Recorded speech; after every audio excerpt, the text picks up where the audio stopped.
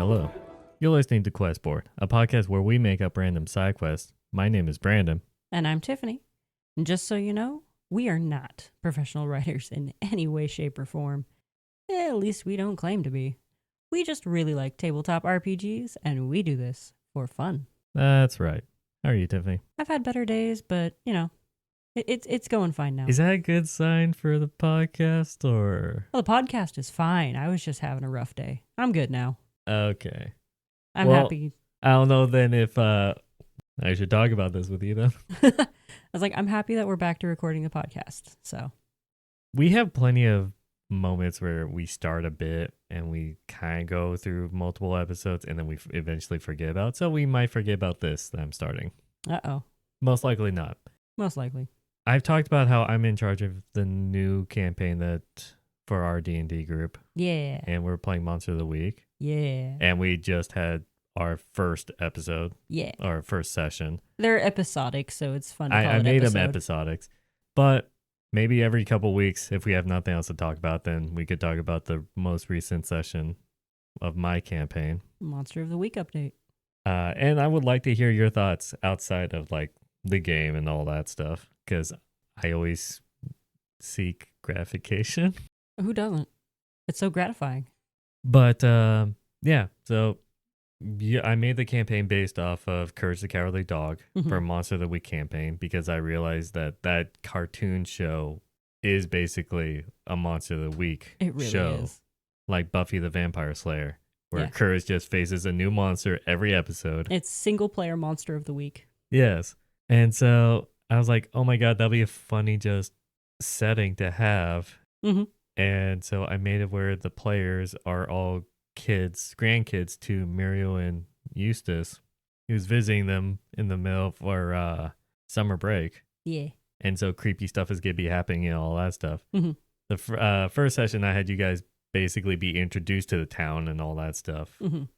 And then I just tossed in a very easy monster for you guys to first interact with that didn't have that much complications. It was still a pretty epic showdown because my character got to shoot a gun. She's never done that before. Yeah, and that was also a thing of like, I had to take some liberties. I was like, okay, Eustace is a farmer. Mhm. And he's going to actually grow things, not like in the show. Where they grow And I was nothing. like, oh, a great way to provide guns for the kids who can't start with guns because they're kids Right. is he has a small like caliber gun that he used to shoot rodents and all that stuff that would like eat up his crops. Yeah. So I'm like, okay, that's good. Oh, what happens if I just have them shoot up the crops? Not shoot up the crops. And we'd get booted off the farm for that. Shoot up the rodents, all that stuff as a fun, like, oh yeah, this is like how grandpa lives and all that. And then I thought, oh, what happens if I just have the first monster tie in with the fact that you killed rodents? Yeah. And so then I thought of a lovely like performer that's like a Pied Piper that would like bring them back from the dead. In the session I didn't really imply it, but my initial first thought was that he viewed them as family, and so it's like you killed my family kind of thing. Yeah, that you didn't exactly say that, but I can hear the feeling of it coming from him now that I look back at it. It was literally a "you killed my family, prepare to die." I didn't give him that accent. No, but I was thinking it just now. No, it was you had the stench of death. Yeah, that was And it was creepy, by the way. It was like the death of my family. That was what was sort of implying. Oh, okay. But I didn't fully convey that. It didn't fully matter because it still had the creepy factor. It was really creepy. And I thought the way to portray it was through like a street performer within the town, because I wanted the music playing to basically like the Pied Piper, but as a tribute to the original show, Courage, it was a sitar because Muriel played the sitar in multiple episodes. And I don't know what it is about that music track, but he had it playing during our like final big battle. And something about the music was just making my anxiety tick up every few seconds. Like it just had my heart racing, and it was somehow like perfect for that whole scenario. It's very piercing with the string plucking and all that stuff. And it builds in speed as well. It was on loop though. It was only like Yeah. 3 minutes long or something like that, and I had it on loop. I know, because we were taking a hot minute to do stuff. Well, that's natural. It's a tabletop RPG. Right. We got to actually think. Yeah, and none of us actually played Monster of the Week before. Nope. Like half of us actually listened to it, like in a podcast, but we never played it ourselves. So it's a different vibe when you play it. It really is, yeah. So we're still getting the hang of the thing and all that stuff, but this is one of the great things of I always wanted to expand my knowledge on different systems and try different systems out, not just be stuck with D&D. Right. Did you fully enjoy that actual intro, even though it wasn't full investigation or anything like that? I had a blast. Well, I'm glad you had a blast. Yeah. Can't wait to play again. It's going to be much different from now on because I didn't introduce the future ones is going to be like investigation. Yeah. So I'm going to actually probably toss in complex monsters or anything like that you have to figure out, investigate, and plan yourself. Yes. So we will see how that goes. Right. And hopefully we don't just miss it entirely and just like, I don't know, there's no monster here and walk away. Oh, I hopefully I will make it obvious that there's a monster. But is then up to you guys to come up with the trap and come up with the plan. I'm not going to push you to anything. It's going to be very open-ended. Like, whatever you guys want to plan, it's your plan. Right. He's like, my gamer brain, as soon as you introduced the street performer guy, was just like, he's got something to do with a monster. I didn't know what. Or he is the monster. Or he is the monster. Like, I didn't know, but like the gamer brain was like, that's the guy I need to pay attention to. This is a cutscene. Yeah, this is the cutscene that interrupts you just wandering around town. You're like, oh, I was supposed to go this way. And that's why, like, my character instantly just ran over to her siblings. It was just like, okay, I just saw this really weird dude. He said I smelled like death. He seems important. He's really creepy. I just told them everything. Yeah. And hopefully... And then he followed us home. Well, yeah. That's the creepiest thing right there. It was the, right before you got in the truck to leave home from the town. I wasn't initially planning on having him stare you down when you went into the truck. That was a very in the moment like planning I did. That's the good kind of creepy right there. Where it was just silent and then you looked away and then point him out and then look back and he's gone. Yeah, that's a very big trope though. Yeah, but it works. There's a reason tropes became tropes, and it's because they're good. I'm sure us talking about this like through some of the things was confusing to whoever's listening to this, but oh yeah, good point. Oh well, I'm sorry. Hey, we're vague on it, but I just wanted to hear some feedback about these custom monsters I'm making. But anyways, we actually have an episode to do. Oh right, we're here to actually record a podcast, not talk about our last session of Monster of the Week. I mean, we did that for somewhat of Spelljammers, and then that died out. So we just haven't played in a while because our DM's car broke. I don't know how long this bit is going to last, so we'll keep it going if we can. Maybe. So today we're making a character. Yep. And once again, we are using the beautiful Fatum cards because I can't just not use them. They're too pretty. So our first character is a bard, a Beastkin bard. I don't actually know what a Beastkin is. Is it just like they're animal people? Unfortunately, in this picture, the Beastkin card is hidden behind the bard card. I would like to argue that it's like my first character when I joined up with the D&D group where he was a were-tiger, but he was in the hybrid form. Right. I imagine that for Beastkin. Okay. All right. That tracks.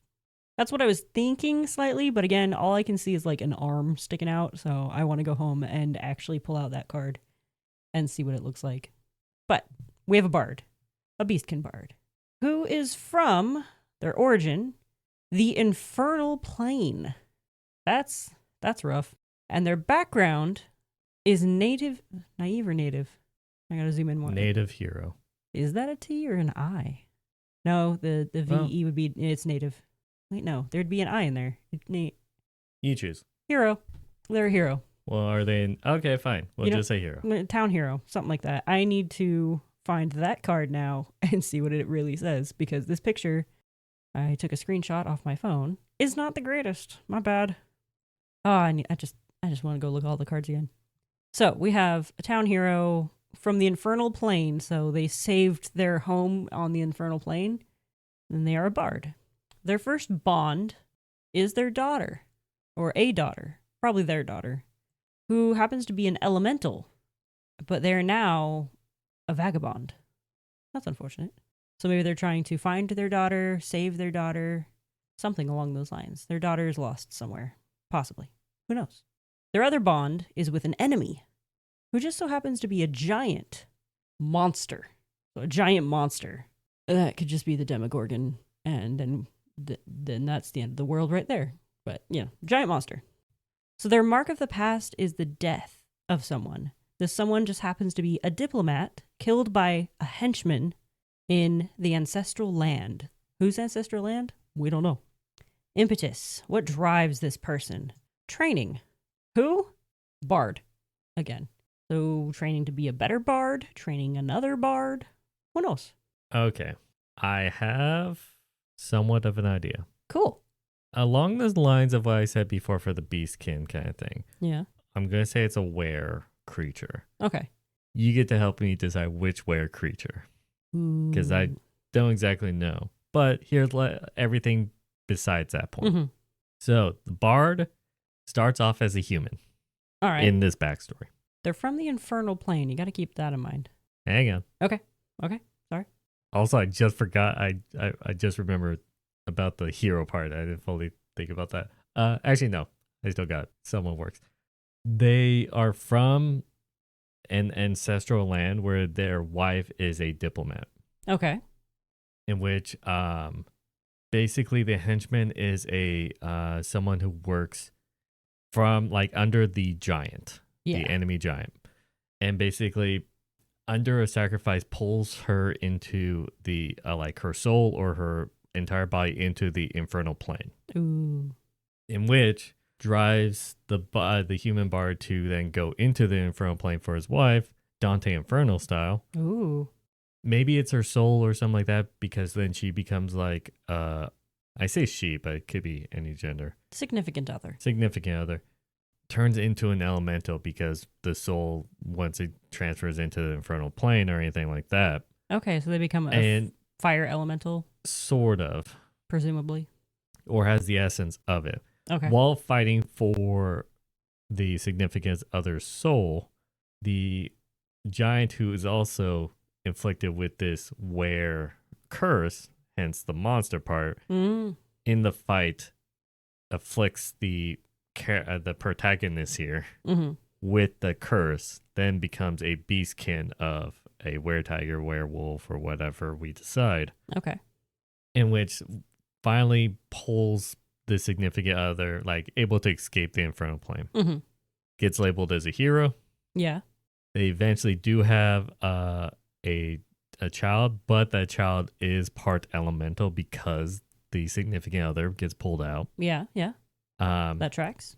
But because significant other is a elemental and this character is a beastkin, the daughter's obviously a vagabond because they grew up on the streets. No one's hiring them. Very racist people. Yeah. And so what drives them is being a better bard, meaning a better source of income for his family or her family. That is very interesting. Despite the amount of racism of a beastkin, a cursed being. Right. / an elemental daughter or an elemental significant other as well. But yeah, that was my attempt at tying all those together. I don't know what kind of were creature you would want. So here's the fun part. Here's my way out of it. Whoever plays this character gets to decide. What do you think would be a good combination with a giant to be a were something? Honestly, a giant werewolf is terrifying. Giant were-tiger, more so. Were-bear? Were-bears are also terrifying. Here's a fun one. What happens if it's a giant and then turns into a were-rat and it's now 2 feet just tall? Normal size. No, it would just be medium-sized. So the same shrinkage if from human to a were-rat size scale, but so then for the giant it'll be still, the were-rat will be 7 feet tall. Yeah. And that's its smaller version. There we go. I like that. God. I was going to say elephant, but that's more fun. I mean, this is all backstory, unless this is character development where when this bard is with the party, eventually that giant is going to then hunt the bard down. That's like how to include backstories for the campaign. Yeah. We've talked about this before. Oh, yes. And it's like you work it out with your DM that eventually this giant's going to show up and turn you into a were-rat, technically. No, they're already a were-rat. That's how they got the affliction to begin with, like in the backstory. That's why they're Beastkin now. Mm-hmm. Do they turn into a giant were-rat? No, because it's a human were-rat. Because the giant, the curse is only the were part, the animal part. All right. They don't get the original race of the person. No, but they could get giant rat were-ism. Because there are giant rats, too, in Dungeons and Dragons. True, but they never talk about were giant rats. Right? It sounds kind of weird, though. Mm-hmm. A were dire rat? Yeah. Can it happen? You tell me. It's called homebrew. Yeah. So if you want to go with a giant rat or dire rat, that sounds like fun. Or you can go with a regular rat and have your character shrink every time they transform. This is also part of the homebrew because I would like to see where for lycanthropes or anything like that, they always have to stay in hybrid form. Yeah. And so they can never be disguised in public kind of thing where they're just their normal human form. Gotcha. So they're always showing their cursed self. Okay. Kind of so that is a huge homebrew thing. That is a huge homebrew, but that's like a permanent lycanthropy. Yes. Instead of turning once a month. Yeah, well, the once a month thing could be into the actual animal form, but then... Oh, they just get stuck as an actual rat that somebody could step on? That's actually kind of funny. Possibly. Or, once a month, I'm going to pull out an Inuyasha reference here. Once a month during the new moon, they turn back into their human form. And that's how they had the kid. I don't know. I mean, they could easily have the kid in their animal form, too. Yeah, I know, but I think that's a very much a DM's decision on homebrew. But I always like the thought of if they stay in their hybrid version so that people identify cursed ones. Yes, and then they're racist against that. Well, it's like if you could see a dog being that has rabies and you're able to identify it. Oh yeah, it's the same concept. Even though that is still a person and all that stuff. Right. But I'm sure that's how regular common folk in D&D would view that kind of thing. It's like how people with leprosy get treated. Very much. And that is very deadly and spreadable. There's a reason why you would avoid it. Yes, but it's not like as contagious as people seem to think it is. Fair enough, but I don't want to get it because that's life-threatening. It is life-threatening and it's awful, but you're not going to get leprosy just by being in the same room as the person for a minute. True. You don't have to run from them. Like they're going to attack you. I feel like this is a good same mentality for where people in this fictional world. But if you want to take that idea for your campaign, let me know because that sounds like fun. I think that's a good concept of world building. And maybe they're trying to find their daughter or something. Like maybe she's missing. Maybe the giant monster got them. And they have to save their family over again. That'll be a side quest. Yeah. Side quest. Another side quest. All right. On to our next character, who is a half-elf cleric. Here we go. Classic race, classic class, half-elf cleric. Here we go. Sorry, I said that like twice now. They are from the desert. That's fun. And they're a mercenary. Ooh, cleric mercenary. Interesting. So, origin, desert, background, mercenary. I forgot to say the title of each section. Their first bond is an enemy beastkin. Uh-oh, are they chasing after our last character? No, because they're apprentice. Who is that? Their apprentice. A apprentice? Their apprentice? Well, their first bond is an enemy beastkin apprentice. So maybe previous apprentice gone rogue? Who knows? Their other bond is their mother, who also happens to be a beastkin. Fascinating. And their mom is a timekeeper. Like Time Lord? That's also fun. Mark of the Past is a reward. From who? Their brother. Why? Out of hate. Interesting. And it didn't answer that next question. Who? Hate for who? Probably the apprentice. Impetus. What drives them? Death. Death of a sorcerer who was murdered by a dragon from an advanced civilization land. Possibly the same place where Mom is from, because Timekeeper. Okay, this one's extremely hard. We hit a little bit of sci-fi in there. No, we've done Timekeeper before in fantasy. Yeah. No, it still works. No, this one's extremely hard. Yeah, it's a little mishmash. So this is my attempt so far. Okay. Desert mercenary thing, that could be just how this cleric meets the party. Yeah.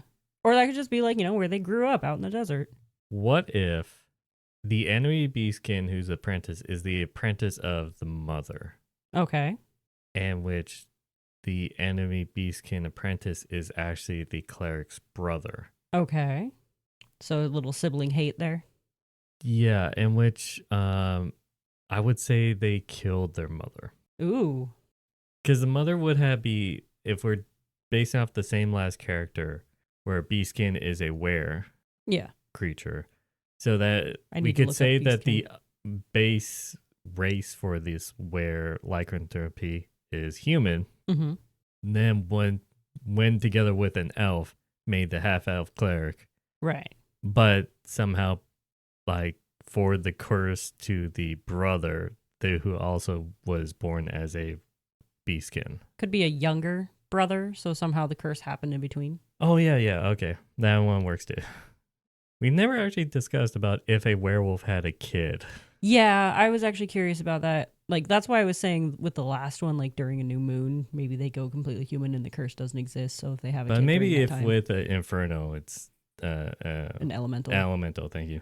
It's different because Yeah. technically the significant other died, so Yeah. that could be like that workaround, but this is actually living people. Yes. Continuity. Keep it consistent. Or maybe there was an accident and the younger brother got infected as well. That too.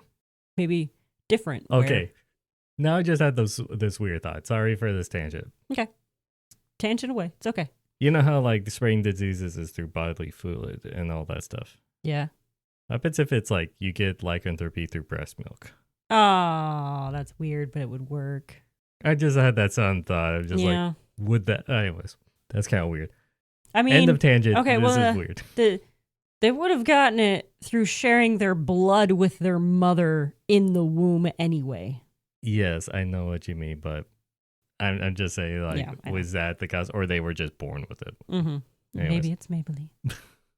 You're gonna ruin that brand sponsorship. They're never going to go with us. No. Oh darn. Anyway, so I thought of that connection between the two bonds and the mark of the past. I don't know about why would the brother kill. I assume it has something to do with the timekeeper thing. Yeah. Like to gain the power or gain some kind of thing that the mother's like, you're not advanced enough, you're not ready for this kind of thing. But then the brother's like, I am so ready, the cocky Kruger effect kind of situation there. Yeah. But that could lead to why the impetus is death of a sorcerer dragon. Well, I mean, the sorcerer dragon you could combine together, meaning the sorceress has the dragon. If you look underneath it, I just now noticed this. It says who, murderer, and where. So the sorceress was killed by the dragon in the ancient advanced civilization land. Yeah. I just wanted to combine those two cards. It'll be easier. No. So Timekeeper could be like a subclass of sorcerer. So we can still go with that it is the mother that is killed, but by the dragon who maybe has been looking for the Timekeeper all this time. Like, she's ancient. She's been around forever. She finally decides that she doesn't want to be a Timekeeper anymore. She tries to settle down and have a normal life, have a family. And the younger brother finds out about this and is very angry that she is neglecting her responsibility of being a timekeeper. So decides to... I just have... What's up? What happens if it's like Doctor Strange in the Avengers Endgame, where she sees her own death as a trigger for the cleric to then join up with the party? then that leads to the death of the dragon or something like that, where she sees that her death has to be the cause for the 1 in 1.5 billion outcomes to actually have victory. Okay, so yeah. The mom is Doctor Strange. The mom is Doctor Strange. And the cleric is trying to prevent her death that could happen in the future. No, I think it's like the mother dying, and maybe the brother betrays the mother by working with the dragon. And so then the cleric is now bound to basically find their brother and the dragon, and that's their entire quest, is to defeat them as vengeance, and meets up with a party of adventurers that will fated to be to actually take down the dragon. I can tie in another card. So the brother is trying to betray the mother for a reward from the dragon. Because that's the mark of the past, a reward. The brother gets a reward for betraying the mother out of hate. Yeah, hate, jealousy, that kind of emotion of like... you have all this power and yet you just want to live in a hut. That or not train the apprentice more because they think that they are ready for it, or they deserve this kind of power. Yeah, I'm ready for this. But the mother knew that basically by doing that leads to her death with the dragon, and then that will drive the cleric to actually finally be the one to actually take down the dragon. Now here's the really hard question. Who is the cleric's deity? Is it their mother? As a timekeeper, she's essentially godlike. No, I wouldn't say that, because you wouldn't call a necromancer godlike, but they act like gods where they bring back the dead. That's fair. Yeah, that's right. Probably like the god of time or something. God of magic, god of knowledge or something like that, because it's the knowledge of time and all that stuff that the mother worshipped. Yeah, space god. Maybe, I don't know. Something along those lines. Just try to tie it in, make it work. Okay. And yeah, the desert mercenary thing was basically how the cleric meets up with the party. Yeah, like they were acting as a mercenary or they were wandering around like the desert towns as a mercenary just to try to get information about said brother or dragon, or get hints of this ancient futuristic or the futuristic land or whatever.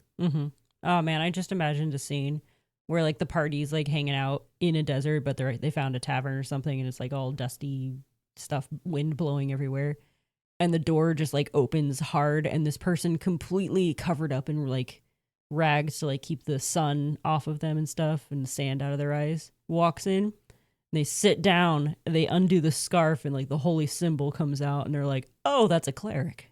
I don't know, it was just a scene in my head. I thought it looked cool. It's really hard to describe when my brain does things like that. You're a director. I'm trying. No one ever listens. I just got that, like, silly joke. Well, you did help out on this character, because this one was a hard one to actually put together. Yeah. But I think we actually got it. No, we did. Usually you just do it all yourself, and I'm like, yep, that's good. But I got to help on this one a little bit, and I think it's pretty good. I like this one. We made a Doctor Strange. We did. We made Doctor Strange. The cleric is Robert Downey Jr. D&D Doctor Strange. They're Iron Man and then if they ever saw like the vision of the mom's gonna just put up one finger. Okay, actually, I was thinking, I know in the movie is Robert Downey Jr. that looks at, sorry, not Robert, Iron Man who looks at Doctor Strange in there. But this picture is a picture of a cleric holding a shield, so I just think Captain America. Yeah. If it's Captain America at that time, then they will have a hammer. Spoilers. They could. He had Mjolnir because he broke the like Thanos broke the shield. Mjolnir? It's Mjolnir. Sorry, God, I didn't know that. Hey, at least you don't say it like the one actress who just says like Mjolnir as it flies by. I don't know what you're talking about. It's in one of the Thor movies. It's the one where Mjolnir is it the second one where it's just like I think so.